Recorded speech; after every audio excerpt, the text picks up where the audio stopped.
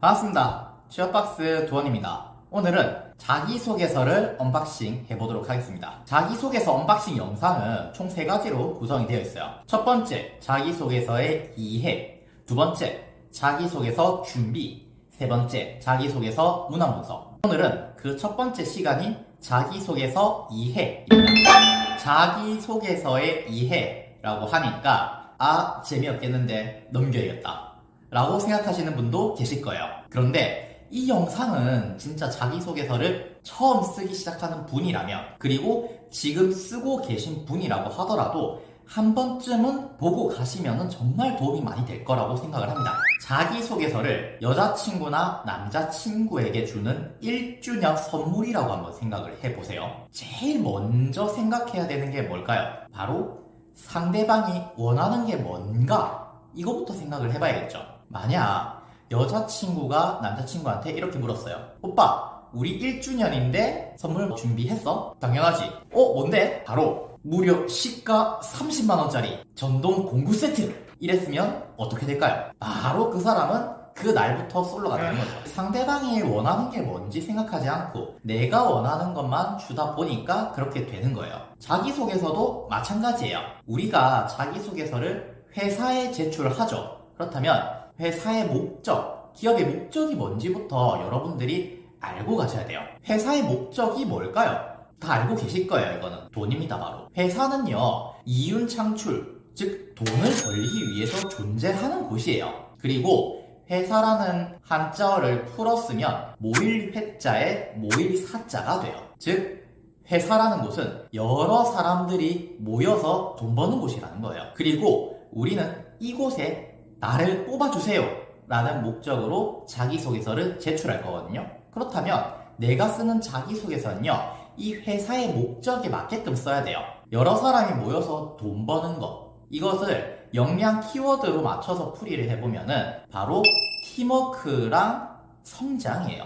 그러니까 여러분들은 자기소개서를 쓰실 때 팀워크와 성장, 이 2가지 키워드를 절대로 놓치시면 안 돼요. 여러분들께 퀴즈 하나 드리도록 할게요. 채용 과정과 관련된 퀴즈인데요. 첫 번째 스펙, 두 번째 인적성, 세 번째 자기소개서, 네 번째 면접. 이 4가지는 일반적인 채용 과정에서 흔히 볼 수 있는 그런 채용 과정들이에요. 근데 이 중에서 제일 못 믿을 놈이 하나 있거든요. 그게 혹시 뭔지 여러분 아시겠어요? 아마 다들 눈치채셨겠는데요. 바로 3번 자기소개서예요. 1번 스펙 같은 경우에는 위조가 안 되죠. 2번 인적성 검사는 점수로 나옵니다. 4번 면접은 그래도 최소한 내가 그 사람을 직접 보면서 판단을 해요. 그런데 3번 있죠. 자기소개서. 이건 일단 내가 썼는지부터 불분명해요. 거기에 쓴 내용은 당연히 말할 것도 없고요. 그러니까 인사 담당자 입장에서도요, 이 자기소개서라는 거는요, 사실이 아니에요. 소설이에요. 그러니까 우리가 자기소개서를 뭐라고 부르죠? 바로 자소설이라고 불러요. 이게 자소설인 거는요, 쓰고 있는 나도 알고 보고 있는 인사 담당자도 알고 있어요. 자소설을 어떻게 써야 되냐면은 너무 터무니없는 판타지 공상과학으로 쓰면 안 되겠죠. 그나마 믿음직스럽게 써야 되는 거예요. 이 자소설을 믿음직스럽게 쓰는 방법은 바로 경험이에요. 여러분들은 자기소개서에 여러분들이 지금까지 경험했던 다양한 경험들을 쓸 거예요.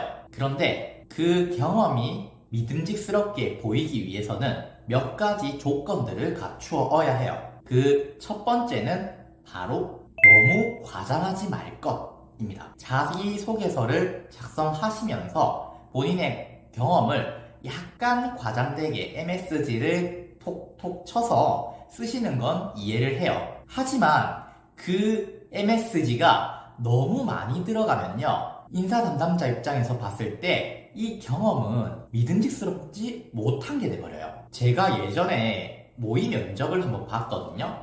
은행권에 지원하시는 분이셨어요. 근데 그분이 자기소개서에 예전에 다른 은행에서 했던 인턴 경험을 썼어요. 거기에 자기가 돈 한 2천만 원인가 3천만 원인가 되는 금액을 어디서 유치하고 은행에 도움되기 위해서. 사실 엄청나요. 인턴이 그런 일을 했다고 하니까. 그런데 저는 그걸 보자마자 어떤 생각이 들었냐면, 인턴이 그런 일을 할 수 있어? 라는 생각이 먼저 들었어요. 그래서 모의 면접을 할 때 그 경험에 대해서 계속해서 물어봤어요. 이거 한 거 맞아요? 어떻게 했어요? 과정은 어떻게 돼요? 그 질문들에 뭐 어떻게 답변은 하긴 했어요. 하지만 완벽하진 못했어요. 그래서 그 모의 면접이 끝나고 제가 물어봤거든요. 그런데 이거 실제로 본인이 한 거 맞아요? 라고 물어보니까 아니요, 사실 제가 한 게 아니라 우리 팀에서 한 거예요? 라고 대답을 하더라고요. 자기 팀에서 했고 자기는 그냥 도왔을 뿐인데 그걸 자기 걸로 만들고 싶었겠죠. 그래서 좀 많이 MSG를 쳐서 본인 걸로 만들다 보니까 제 입장에서 봤을 때 의심스러웠던 거예요. 그래서 그 경험에 꼬치꼬치 캐묻게 되고 질문에 질문, 즉 꼬리 질문을 계속해서 하게 되거든요. 그러니까 면접자 입장에서는 어때요? 계속해서 질문이 들어오니까 압박을 느끼게 되죠. 그래서 결국 면접을 망쳐버리는 경우가 생기더라라는 거예요. 그러니까 여러분들이 자기소개서를 작성하실 때 경험을 멋지게 보이기 위해서 약간의 MSG를 치는 건 좋아요. 하지만 그게 너무 과장되면요, 자기소개서는 어떻게 넘어갔다고 하더라도 면접에서 그걸로 공격받게 돼요. 그러니까 그런 가능성은 아예 만들어 놓지 않는 게 좋겠죠.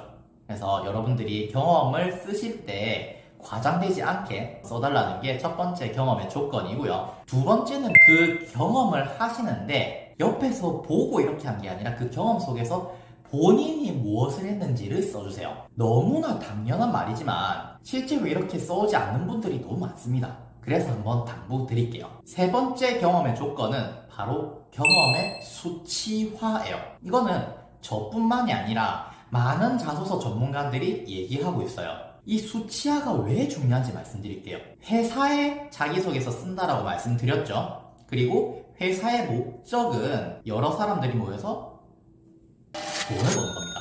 돈을 좋아하는 사람들이 제일 좋아하는 게 뭔지 아세요? 바로 숫자예요. 그렇기 때문에 회사는요, 태생적으로 숫자를 좋아할 수밖에 없어요. 그리고 숫자가 가지는 힘이 있어요.